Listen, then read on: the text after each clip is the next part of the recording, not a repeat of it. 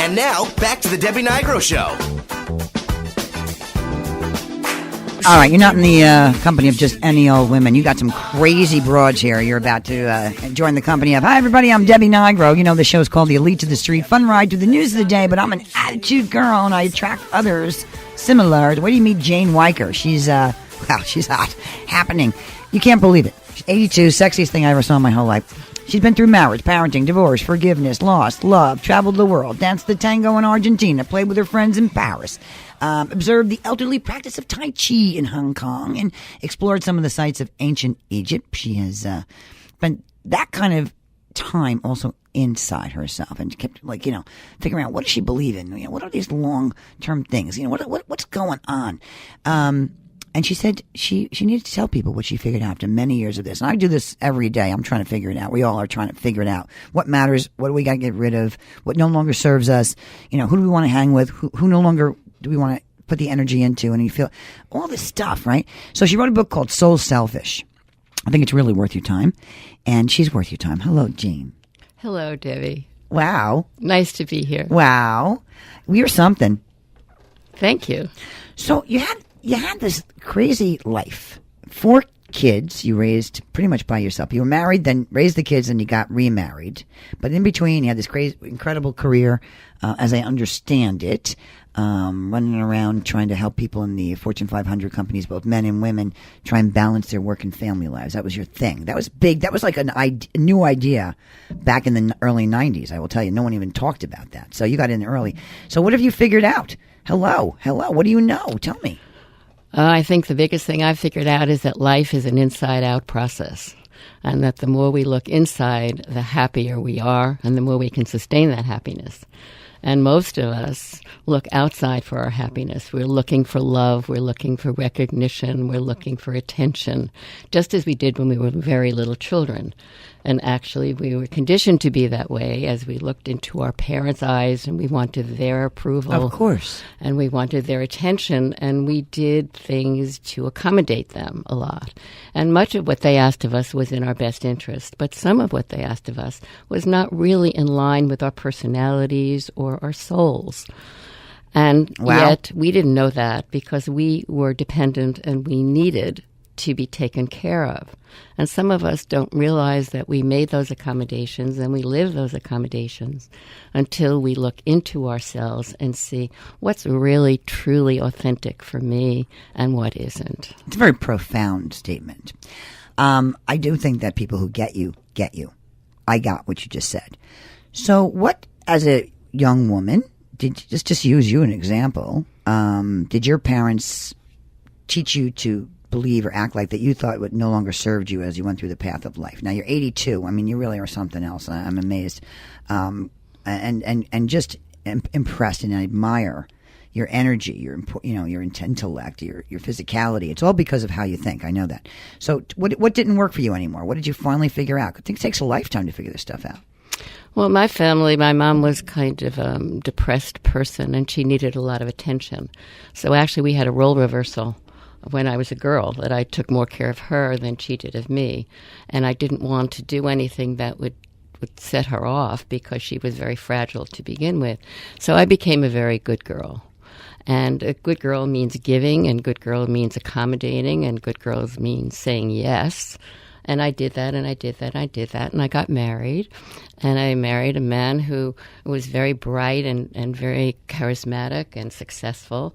And I kept saying yes and yes and yes. And I can tell you a story that is so shocking to me at this time to remember. I love shocking stories. Okay. Yes, shocking. Give me something scandalous. It's not scandalous, but it is shocking. Okay, good. He came home and said, I got season tickets to the New York Football Giants. So you want to go? And I said, well, I've never been to a football game, but sure, I'm happy to go. We went to the stadium. At that point, it was Yankee Stadium, the old one where it had pillars. And my seat was behind a pillar, and his seat was not. And I sat there behind the pillar, bobbing from the left to the right, to the right, to the left, to the left, to the right, watching the game after game, year after year. Stop. Year after year. Ashamed to say, 10 years, where I never asked to change seats, and he never asked to change seats. Oof. Interesting point. So that's a very good illustration of an extreme good girl. Yeah, I think I would have sat behind the pillar way too long myself too. I had the same gene, the good girl gene. I'm trying to blast out of it now. What did you finally say? Hey, give me the seat, or did you just stop going? What was the answer? The outcome of that? No, I did more than that. Many years later, I asked for a divorce and began to stand for myself and learn who I am and what I want to do and what I want to be and how I want to work. And that was after 4 children? Oh, yes. So boys and girls, what do you have? I have 3 boys. At the time of the divorce, they were 17, 14, 12, and the girl was 10. That was pretty nervy of you to say, okay, I don't want to do this anymore. Yeah. So you raised the 4 kids alone. That wasn't simple. Yeah. Well, but that was something I really felt I knew how to do. I was a teacher. I had a lot of child psychology background. I taught parenting. I knew how to do you had that under control. Yeah. All right. So Soul Selfish. Why should I read this book? Besides the fact that I love you and I already get where you're going, that, you've figured out what many of us are trying to figure out on our path. What is real? What before we leave this planet do we really want to accomplish or get rid of or stop doing? And I think people get caught, like you said, in patterns of expectations. What we all want is to be happy. I mean, every one of us wants to be happy, and everything that we do is an attempt to be happy. I just, read something that I think is a really good line. Happily ever after can only be attained one day at a time. Yes. I mean, I believe that. I don't think you can have happily ever after. Is there such a thing? There is no happily ever after. There is happily every day. And that requires knowing what you want and that what you want is authentic to who you are. And so I wrote this book because I have so much value for authenticity. And authenticity lies in our soul. And we need to connect with our souls. Souls are our spiritual DNA. They're our seed plan. And when we are really authentic with ourselves, we know what we like. We know who we like. We know what colors we like. We know what foods we like. We know what we want to do. We know what we like to do. And then we follow our own plan. And whatever ups and downs come from that, we know we're still following our plan, not someone else's plan. Okay, when we come back, I want to know from you, can you tell a phony right off the bat, since you understand authenticity? Don't answer. And also, if you're, here's another question we'll address. All right, so I'm following you and I'm going to be authentic and I'm never going to pretend I like something I don't like anymore. I'm not doing it. At what point do you become obnoxious and not give in to somebody else and compromise? I want your take on this. I mean, we all try and get along. As time goes by, we get a little more rigid in what we're willing to change. Like, oh no, I'm not doing that. I'm not doing that. That person doesn't deserve me to change for them. Anyway, blah, blah, blah. I'm sure you have a lot more to say. Can you tell a phony? That's number one. We were talking about authenticity. And at what point do you are so true to yourself that you hold your ground against the sort of brain of other people and blending in and flowing? Come on back. And now, back to the Debbie Nigro Show.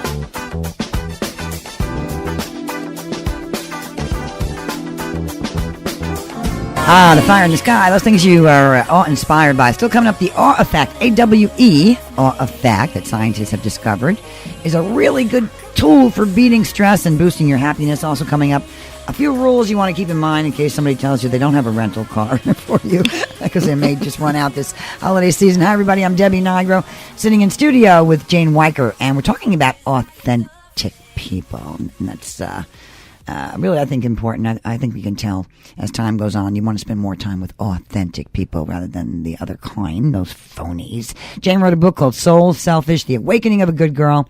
I love her story. She's very dynamic. It's her memoir. She has a 47-year inner journey, actually.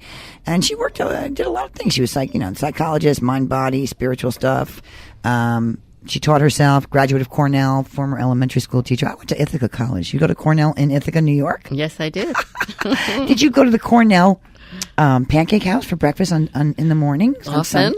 Did you get the chocolate chip pancakes? No, I got the plain ones with a lot of maple syrup. Did you go to the gorge and think, oh my gosh, somebody has jumped off here? Yeah, it scared me too. That was a not good digestive thing after the breakfast. It was always upsetting to me that, we talk about suicide now freely. We were able to discuss it and do our best to help and be aware and help others whom, we see struggling. But back then, when I was in college, and of course you were a little earlier, it was kind of this thing that no one really discussed until it happened. And these kids would be pressured into achieving at a level that they just weren't capable of to please. It kind of rolls into our conversation.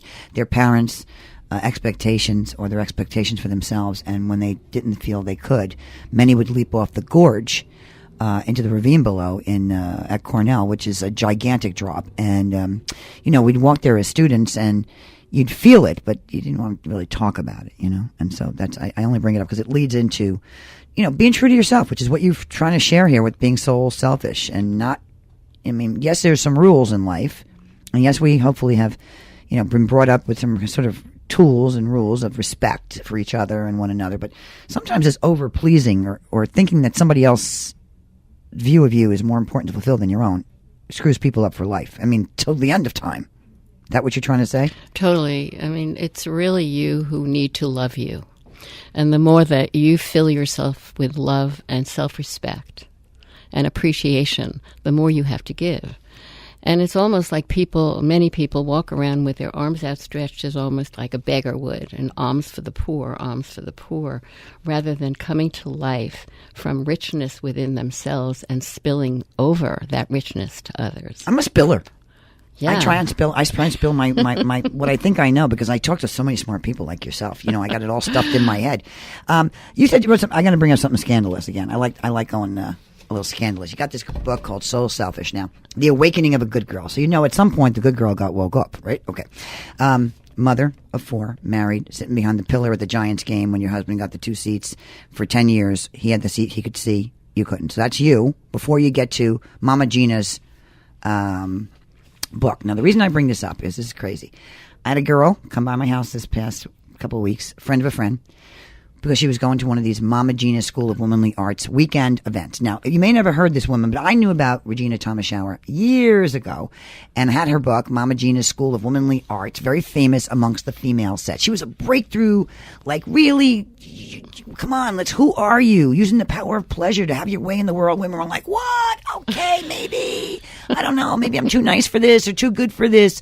So I actually lent some of my costume jewelry to this friend of a friend, because I have baubles, and my friend didn't have any baubles, so she could go to this weekend. And I'm like, this Mama Gina, she's still rocking? And apparently you got involved there, too. So what is this chapter in your book about soul selfishness about Mama Gina? You want to tell that story?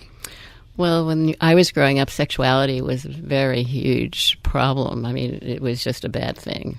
And that had a very big effect upon me. My dad was very, very abusive to me verbally about my sexuality. In fact, when I was about 11, I went to Radio City Music Hall and I watched the Rockettes, and they were so gorgeous and sparkling and sexy. And, I came home and I said, you know what, Dad? I know what I want to be when I grow up. And he said, what's that? And I said, a Rockette. Well, that didn't go too well. He was just furious that these are not nice girls, and chorus girls are not what you're going to be. And so I got that message very early at 11 that this is not going to happen. Really? What other jobs do you think were uncool? Now, don't forget that I'm actresses. Talking to Jane Wyker is 82, sexy, a short dress. I can't believe the legs. You're hot as heck, and smart as a whip. But generations have different constraints on women in particular, and men, expectations. So what else was uncool as a job? You couldn't be a Rockette back in the day. What else? Or an actress. Or an actress. How about a stewardess? Oh, no. I wanted to be a stewardess. No. It wasn't even about what I was going to be. It was what I couldn't be. And so you asked about Mama Gina, and what Mama Gina does is it brings a woman back into her body as well as her mind and feelings to really treasure her own body, and to know that her body is a source of information and wisdom that can guide her if a woman allows that. Did you get crazier after you went to Mama Gina's School of Womanly Arts? No, I got happier. Okay. So much happier. Okay. And also just having community of women. I so suggest to women that they find community with women, that the kind of friendships that support you and understand you and that you feel free to speak into is so strengthening. What do you want to say to the guys? I want to say to the guys, thank you, so many of you, for listening. There's some good listening guys out there. So many. Look at Bob. His ears got bigger since he started re-engineering my show with me. I don't think they can get any bigger. They can't get any bigger. But he's the most wonderful listener. I think he's the smartest man in the land because of how many people he's listened to on this side of the microphone who think they know something. So he's filtered through. But I know a lot of good men, and they do listen. There's some real good. The men don't get enough. The good men don't get enough love and appreciation. That's the bad ones really, they gave them some bad reputations, but there's a lot of good men. Okay, so what else do you want to say? Because I don't want to miss the key points. I know you went to a lot of trouble to write a book. It's very hard to write a book.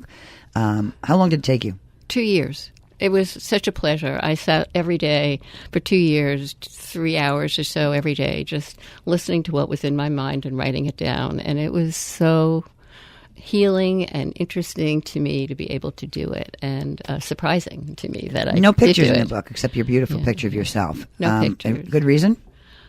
No, just I had a story to tell and a point to make. And the reason for writing this book is that I know what it feels to be unhappy, and I know what it feels to be happy, and I wanted to do my part to show a pathway to find that happiness that is sustainable, and that is inside of you. And the more that I can encourage people to look inside of themselves, the more happy I believe they will be. A lot of people don't like what they see inside or don't like what they feel inside.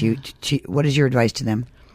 That will be true for a while, where you'll find pain that you've been holding in. But the release of that pain, the analogy I give to that is like when you look outside on a cloudy day, you know there's a sun inside, but you have no experience of that sun.